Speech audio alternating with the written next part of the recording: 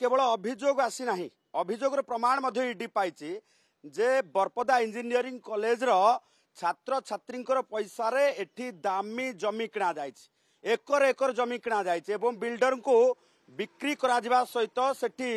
apartment एवं duplex project करा जाइछि जेउथिरे कॉलेज रो कोनोसी इनकम मध्य आसी नाही तेबे कॉलेज पैसा रे ए हेरफेर काहेकि कोटी कोटी टंकार एभली जमी किणा जाइछि काहा इशारा रे किणा जाइछि एवं परवर्ती समय बालांस शीट रे काहेकि देखा जाय नाही ये समस्त खबर ओटीवी रे मध्य प्रसारण करा जाइछि एवं आ गुटे प्रमाण आमे देखैबा ये जो दामी गाड़ीटी वर्तमान छिड़ा हैछि एठी ईडी सामने जदि देखा जे ये जो दामी गाड़ीटी छिड़ा है ये दामी गाड़ी हूँ प्रमाण ये दामी गाड़ीटी जड़े बिल्डर ना रे प्रयास कांति सामल किणी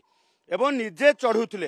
अरख नुआ गाड़ीटी को सीज करिछि ईडी एवं ईडी सीज करबा परे एठी आसिक ईडी कार्यालय आगे रखा जाइछि एवं ये बयान करुछि जे कॉलेज पैसा रे किभली भाबे मौज मजलिस करुथिले प्रयास कांति सामल निज पैतृक संपत्ति भाबे व्यवहार करुथिले जो रही बरपदा इंजीनियरिंग कॉलेज को एक कथा बहु आगरू अभियोग आसी खुलासा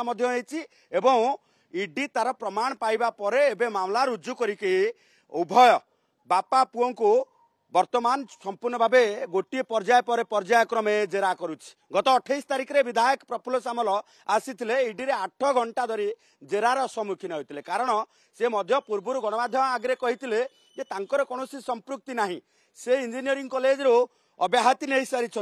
किंतु ईडी मध्य प्रश्न करितला अब्याहति केबे नेले दुर्नीतिर ये संपूर्ण भावे पहाड़ छिड़ा हबा परे एवं दुर्नीति सबु से करी सारिबा परे अब्याहति नहीं कारण 2011 रु 2015 प्रफुल्ल सामल जो भली भावे बरपदा इंजीनियरिंग कॉलेज रो चेयरमैन भावे थिले से समय लुलु सामल अर्थात प्रयास कांति सामल सेठी भूमिका कौन थिला से समय भूमिका यह थिला जे बालांस शीट को किभली भावे बालांस करा जिवो कारण